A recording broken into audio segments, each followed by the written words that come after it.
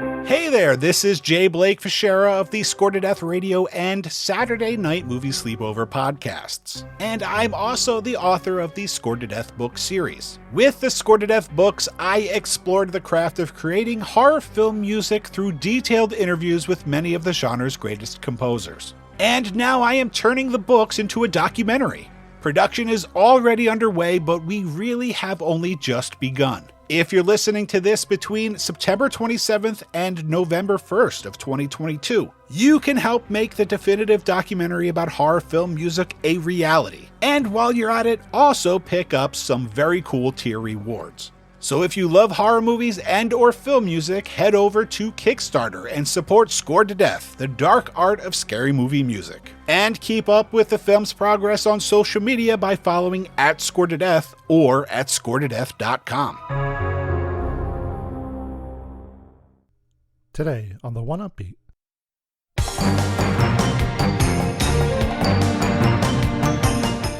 We travel back 25 years again as orchestral game music started hitting the mainstream and cover 5 games where live orchestras played prominent roles in the soundtracks. You'll hear music from Noriyuki Iwadare, Takayuki Hattori, Michael Giacchino, and more.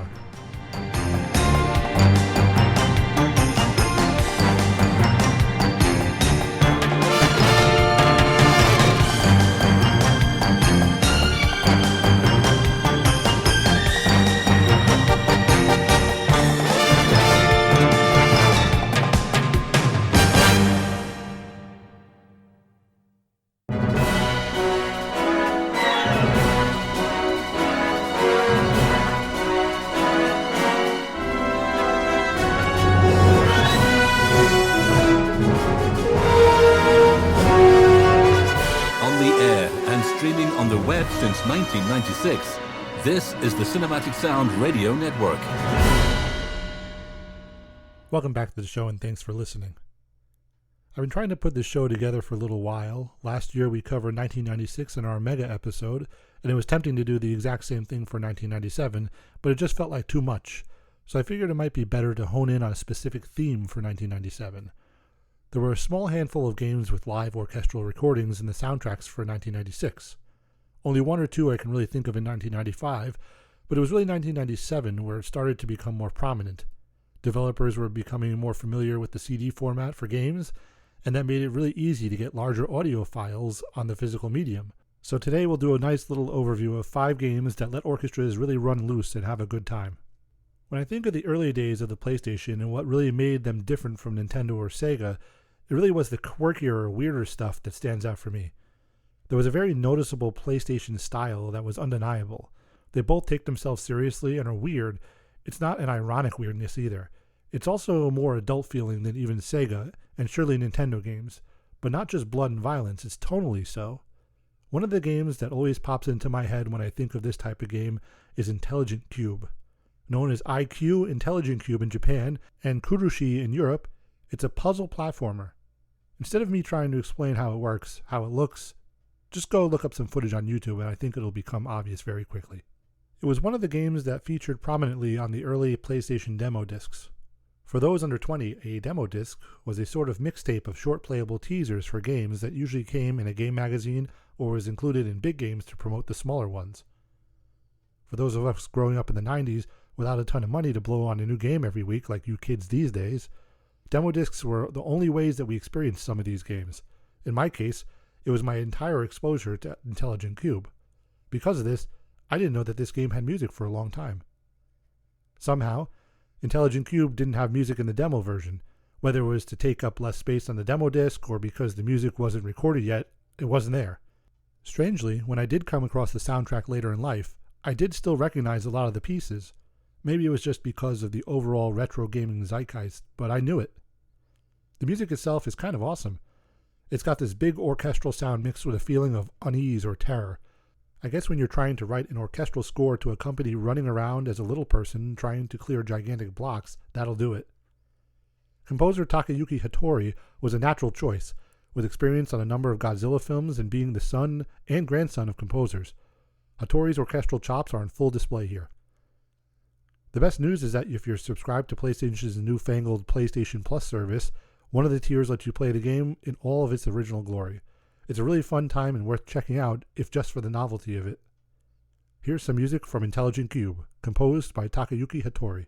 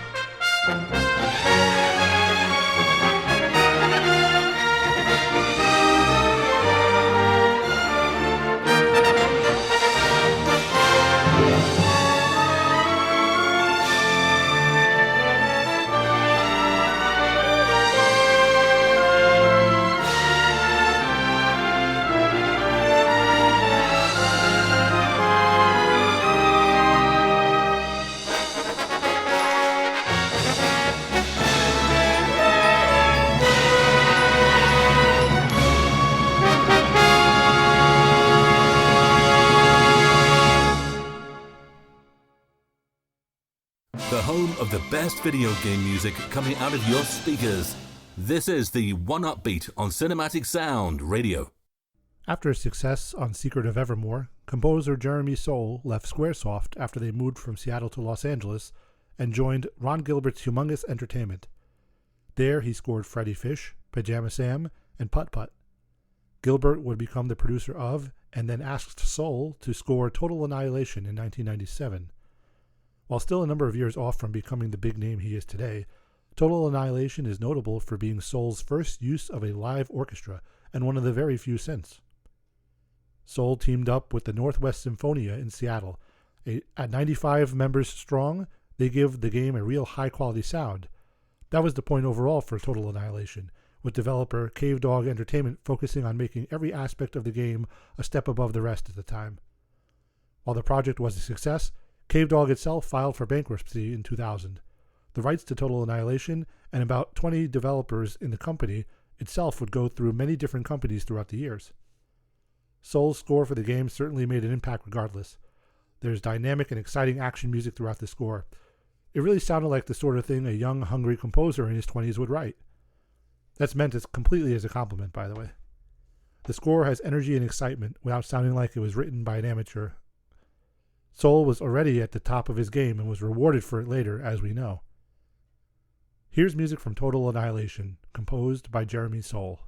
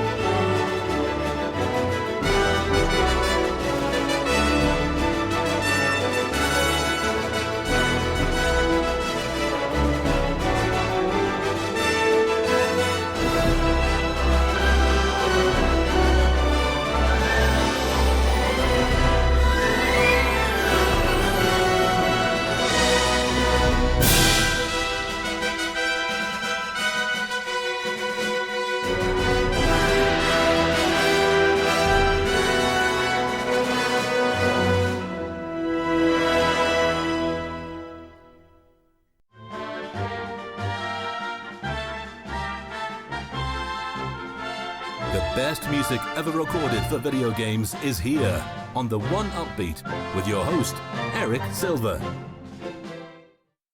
One of my favorite parts of doing the show is while researching, you find some really neat and obscure things. Part of the fun of doing themed segments is taking the time to compile a list of games that fit the criteria.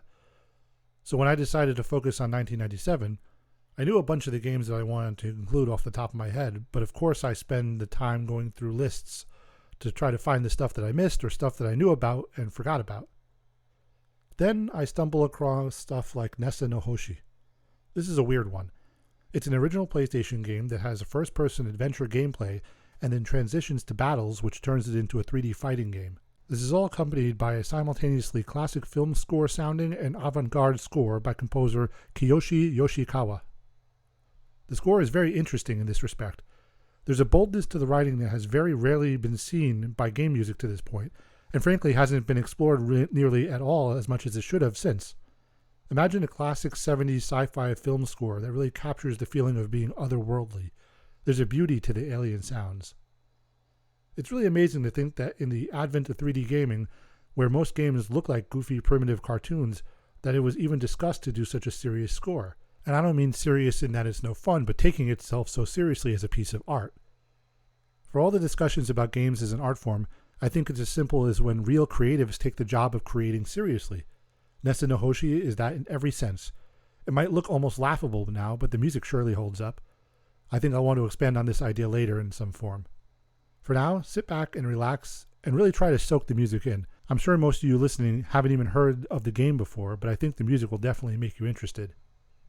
Here's music from NESSA no Hoshi, composed by Kiyoshi Yoshikawa.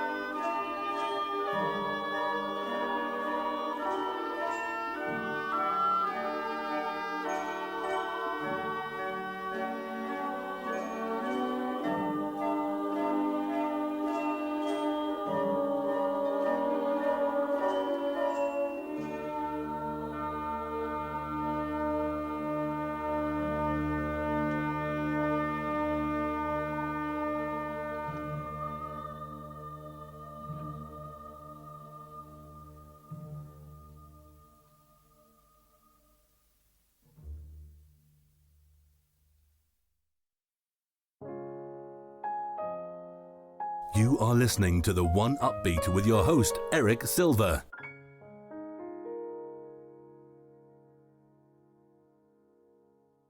Many of you know that before he became Mr. Disney, Michael Giacchino composed for quite a few games at the turn of the millennium. While he had written for games for a few years previously, it was really 1997 where he got to the big times, composing music for the video game adaptation of the Lost World Jurassic Park. When you listen to the music, you definitely hear that Giacchino style, and the music is definitely more upbeat and positive than Williams' music for the film. The legend of this game's music is familiar to many, where Giacchino worked up a synth demo piece of music for Steven Spielberg. Spielberg loved it, and just assumed that it would be recorded with an orchestra, even though it wasn't planned. Well, it was now. Giacchino worked with the Northwest Sinfonia to record the score that was recorded on February 15th and 16th, 1997, and received an original soundtrack release. After the success of the soundtrack, Spielberg famously called Giacchino, quote, a young John Williams, which is very prophetic considering at this point in history, Giacchino has scored more Jurassic Park movies than John Williams himself. The success of the score did great things for orchestral game music, allowing Giacchino's next batch of games, scores like the Medal of Honor series, to use a live orchestra. Obviously, this career skyrocketed from there, but it's always nice to touch on the origin story a little bit. Maybe we'll do a little bit more of an in-depth look at some of the other games, since this was basically the beginning of an era of Western games prioritizing orchestral music in some of those bigger releases. Here are some selections from The Lost World Jurassic Park, composed by Michael Giacchino.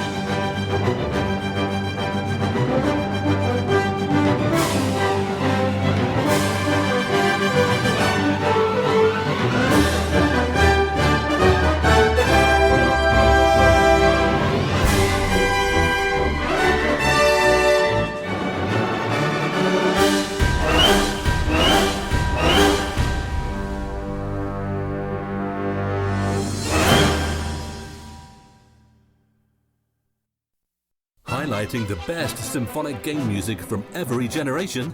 This is the 1UpBeat on Cinematic Sound Radio. Thanks, Tim.